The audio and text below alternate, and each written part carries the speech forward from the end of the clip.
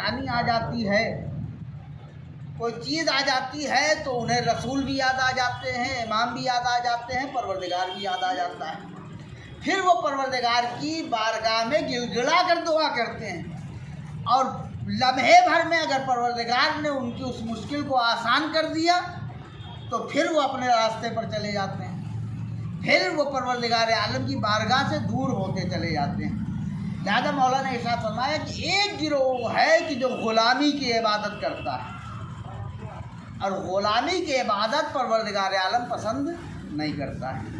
پروردگار کو غلامی کی عبادت نہیں چاہیے، اس لیے کہ پروردگار نے انسان کو غلام بنا کر نہیں پیدا کیا بلکہ آزاد بنا کر پیدا کیا ہے۔ لہذا اگر وہ ہم سے عبادت چاہ رہا ہے تو آزاد عبادت چاہ رہا ہے، غلامی والی عبادت نہیں چاہ رہا ہے۔ ٹھیک؟ اور ایک گروہ وہ ہوتا ہے کہ جس کی عبادت غلامی والی عبادت نہیں ہوتی ہے، جس کی عبادت تاجروں والی عبادت ہوتی ہے، یا اسی کو غلامی والی عبادت کو خوف والی عبادت بھی کہتے ہیں، خوف، اور اس عبادت کو تجارت والی عبادت کو شوق والی عبادت بھی کہتے ہیں۔ ٹھیک؟ تو تاجروں کی عبادت کون سی ہوتی ہے؟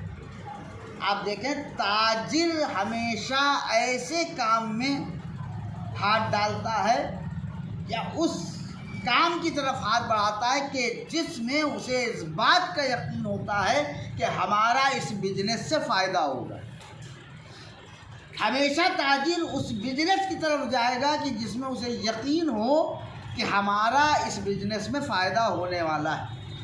اگر اسے اس بات کا یقین ہو جائے کہ ہمارا اس بزنس میں کوئی فائدہ نہیں ہونے والا ہے تو وہ کبھی بھی بزنس کی طرف آگے نہیں بڑھتا ہے۔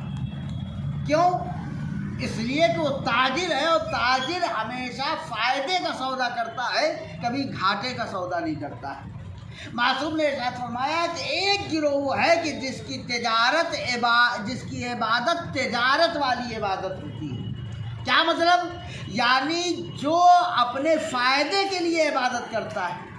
تو ایک کون سی ہو گئی؟ شوق اور تجارت والی عبادت، ایک ہو گئی خوف والی عبادت۔ مولا نے کہا کہ یہ دونوں عبادتیں وہ ہیں کہ جو بیکار ہیں، لیکن ایسا نہیں کہ پروردگار کی بارگاہ میں قبول نہیں ہوں گی، لیکن قبول ہوں گی، لیکن عبادت کا وہ درجہ نہیں ہوگا کہ جو پروردگار عالم چاہتا ہے۔ عبادت تاجروں والی بھی قبول ہے اور خوف والی بھی قبول ہے، لیکن عزیزان گرامی یہ عبادت وہ ہے جو ہم اور آپ کرتے ہیں۔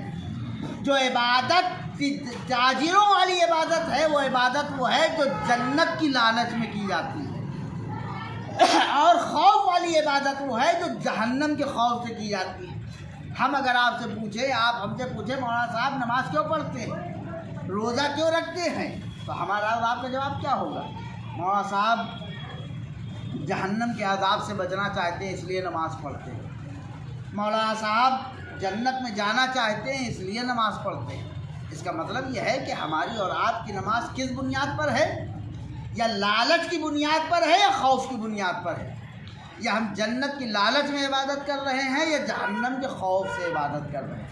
لیکن ایک تیسرا گروہ ہوتا ہے کہ جو نہ جنت کی لالچ میں عبادت کرتا ہے نہ جہنم کے خوف سے عبادت کرتا ہے، بلکہ وہ آزادانہ عبادت کرتا ہے۔